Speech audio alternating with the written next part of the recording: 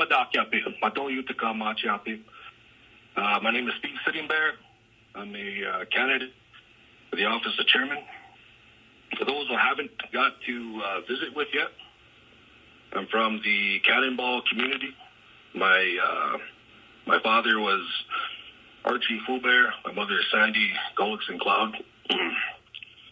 My grandparents, on my father's side, was Charles Foubert II, and my grandmother was Agatha Foubert Ireland. Charles descends from Matowitko, and my grandma Aggie descends from Oyate Tawa. So, just a brief history, and then I'll jump into some of the things that I would like to see happen in the future with our tribe. So, grew up here on Standing Rock. We were a powwow family, and my sister and I danced, and my dad had a drum group, Sinteska. And after I graduated high school, I joined the United States Marine Corps, where I served 4 years as a machine gunner, 0331, with 2nd Battalion, 1st Marines. I did 2 Western Pacific deployments. Got out as a non-commissioned officer, corporal. When I got out of the Corps, I came home, worked for a bit, and then I decided I had to go back to school. And I struggled with school as a adolescent. So I had to go back to school, figure it out. So I did, and I ended up finishing at the University of North Dakota with, when I graduated, when it was all said and done, I had 3 degrees. I got them all with honors. The 2 bachelor degrees from UND were in criminal justice and sociology. After I graduated, I was offered a job with the state of North Dakota as the deputy director of the North Dakota Indian Affairs Commission. I was there for a bit and got to work with the 5 tribes of North Dakota on just about, every issue you could think of, from tax agreements to gaming compacts to law enforcement issues. So I got a lot of good experience working with all 5 tribes of North Dakota. Chairman Dave Archambault got elected in 2013, and he asked me to come down and be a part of his administration. So I left the job at the state, and I came back home, and I was the first external affairs director. So I got to work on a whole bunch of different things, trying to bring opportunities into our communities. Dave didn't get reelected. 2017, I decided to try something new. So I was part of a group that created an organization called the Standing Rock Community Development Corporation. It was a grassroots nonprofit. So in that time with SRCDC, I got to do a whole bunch of different things. I got to work with youth. We had youth culture camps. We had a youth internship program. We had some language and culture stuff going on. We had food sovereignty. We did the 100 Gardens project across Standing Rock, and we got to do food distributions. We got to respond when COVID hit. We got PPE, personal protective equipment, out to all the districts. So when I left CDC, I went up to Cannonball. I had a meeting with the former chairman, Dave Archambault, and we wanted to do something. And I'm from Cannonball. Obviously, I was like, yeah, let's figure this out. And so I was the founder and first executive director of Woju Inc. When I left Woju, I started my own company. Now that company helps other grassroots organizations try to help our communities. So I kind of have a varied experiences in government, military, private sector, nonprofit sector, and I guess kind of brings me to where we are today. The reason why I ran for office. So for those of you who have been kind of seeing what's going on across Indian country right now, we see that there's a lot of issues that are coming up because of the Indian Reorganization Act. We see these IRA constitutions that are creating all of these issues, and the people are rising up. People are tired of the dysfunction that these tribal governments are not adequately serving our community members. So I want to address that. That's one of the core issues that I want to address. And to me, from my perspective, until we address the core issues within our tribal leadership, within our tribal government, it doesn't matter who's in office, because the system is rigged against us. So what I want to do, what I want to bring is an effort, working with the districts, working with our tribal membership to reform our government, to make it our own.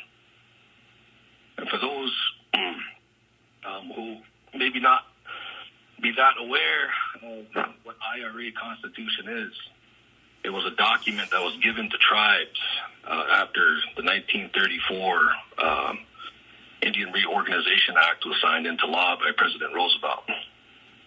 So our tribe fought it. We didn't want to do it.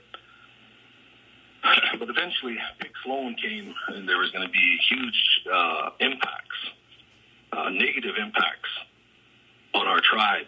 So we were kind of forced into a corner. In the federal government promised, well, if you adopt this document, we're going to give you more money. We're going to give you more resources.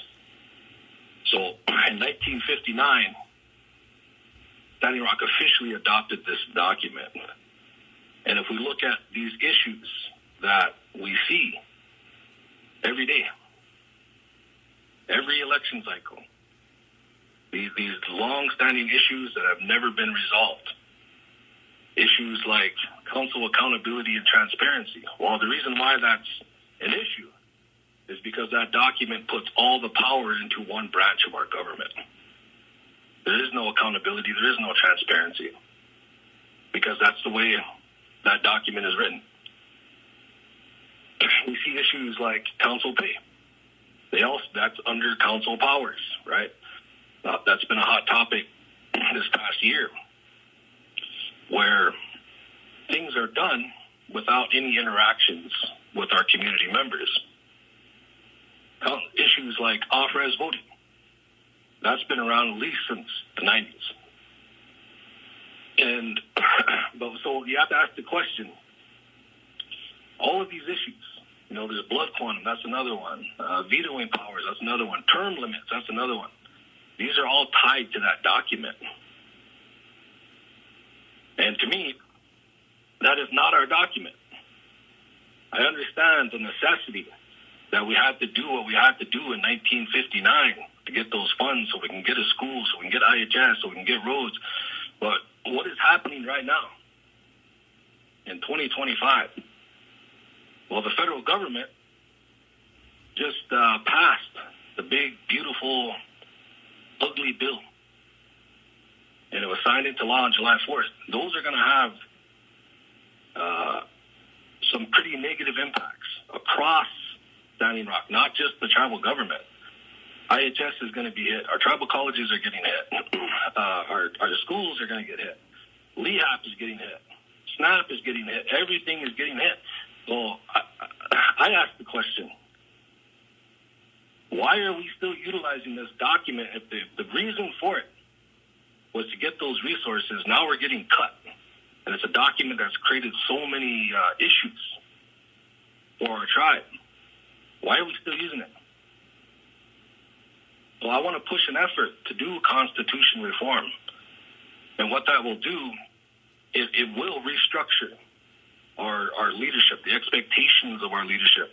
It will create accountability and transparency because it's going to decentralize the power of tribal council. So, how does this impact everything else? Why is it that we have 2.3 million acres within our boundaries? Roughly 1 million is tribally controlled. And you look at the stats or the data from USDA, there's about $264 million in revenue that comes into Sioux and Corson counties around agriculture. Roughly 65 million is profit. So in theory, we have 1 million acres of land. Where's our economy? Where's our resources? We've never made a concerted effort to build an agricultural economy. We're not going to build an economy without resources. We're not going to be able to address the housing need without resources. So what can we do as a tribal government as part of this restructuring to utilize our own resources to build for the future? I think about, we hear it all the time. I think about, we always say, we honor our ancestors because they fought for what little we have left. They sacrificed for what little we have left. And 100 years from now, I want our descendants to be able to look back and say, because of what we did today, we have better lives. But we need to start doing that. We need to start planning. We need to start setting goals. One of the is housing, right? So right now we have about 135 families on the housing waiting list. So we know we need 135 units. How many of our membership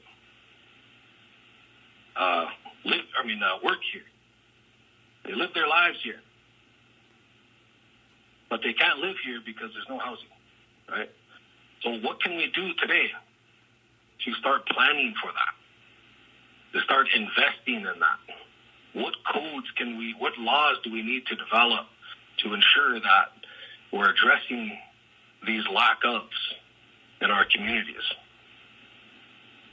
How can we work with the grassroots organizations? How can we work with our districts to better address the needs? So there's a lot of things that we can do as a tribal government to improve the quality of life of our membership. But we're so divided.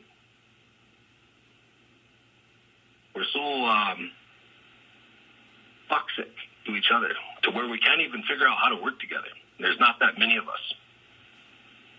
So if I'm elected, I want to work on those things. I want to work on relationship building with our grassroots organizations. I don't want to control grassroots organizations. I don't want the grassroots organizations to come under the tribe so the tribe can put a thumb on them. I have no intention of trying to control people. I want to work with people. So in my district visits, I went to all 8 districts. I had a veterans meeting. I had elder call-in. I had an off-res meeting. I had a lot of interactions these last several months, and some of the common topics that have been coming up. One of the main ones that I heard from every single community, and even in our off-res meeting, was elderly nutrition, a basic need that we should be providing as a tribe. So you ask the question, well, why did it go away? Well, lack of funding. That's one of the answers that I heard. So I'm like, okay, so if there's a lack of funding, why is it we're giving pay raises to tribal council? leadership have gotten too used to being not accountable. So what can we do as part of this restructuring process to where the people decide whether or not they deserve a pay raise or a pay decrease? Are they truly meeting the needs of the people? Because from my perspective, there's a lot of work that needs to be done from the top down, from the Constitution, through our codes, through our policies, to better serve the needs of our people. And I've heard a couple of times now that there's nothing wrong. Everything's fine. We already have a government and blah, blah, blah. And I'm not trying to be disrespectful, but, man, it's kind of frustrating. Because I'm like, can you honestly drive around our communities, visit our communities, and say it's working? Because from a perspective, and a lot of people's perspective, it's not working. We need to change things. And whether it happens if I get elected, whether it happens under me, or whether it happens under somebody else in the future, something's going to give, something's going to break. And we have to prepare. We have to start setting those long-term goals that we can measure, that we can show that we are making positive impacts in our communities. And that's another question I asked in the communities was, I asked the same question to everybody. I asked it at the forum. I asked it, on my Zoom calls. Does anybody know one goal that our tribal government is working towards? Nobody had an answer. Nobody knows what the tribe is working towards. So what does that tell you? We're not moving in any direction. Our people are unaware of what the tribal government is doing.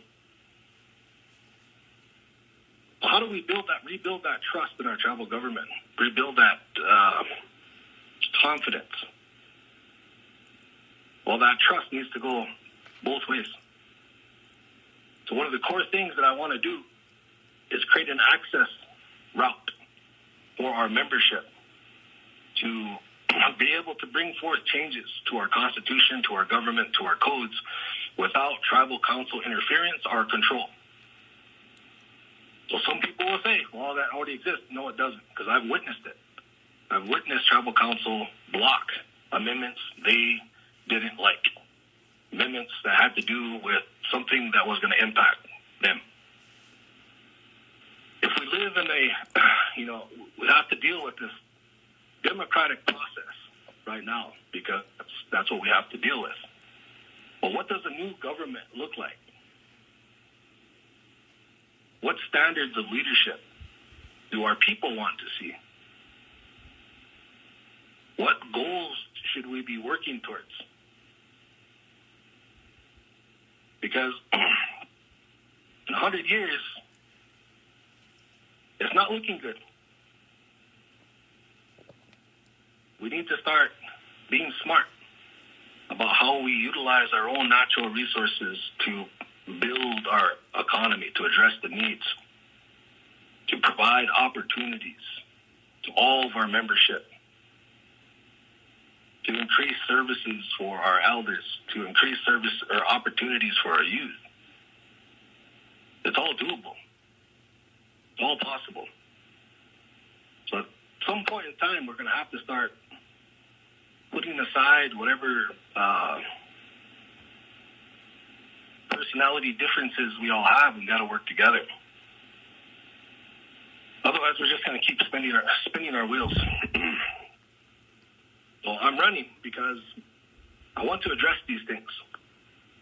I want to make our government make sense. I want our people, our membership, to have ownership over that Constitution and everything that's been built with it. I don't have any. I want to see our people free. I want to see our people independent. I don't want our people to feel like they have to go get the blessing of tribal council to do something good for their communities. That was my experience. And working, when I left government, I went into nonprofits and trying to partner with that. Like, hey man, we're all trying to do the same things. We're all trying to help. We're trying to figure things out. But the tribal leadership wasn't interested. So I asked the question, why is that? And from my perspective, it's because the people who are on the ground, who are doing the work, for some reason, are perceived as threats. They're not within the control of the tribal government. And that's what that document does. So I want to work with our districts. Every district has their own unique needs, geography, opportunities, priorities, goals. Like, how do we create new organizations if we have to? Whether they're nonprofits, whether they're LLCs, whatever. How do we plan with each of the districts to build a community development within each of our districts?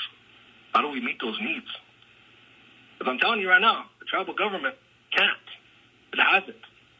And it probably never will. The tribal government should be putting things in place to make things possible for our membership, for our communities, to develop their own economies, to develop their own housing, to develop their own jobs and opportunities. But what can we do as a tribal government to work on those things? So, how much time do I have left? I got 2 minutes. So, I guess I'm going to leave off with this. I won't buy it too quick. So this is what I will say.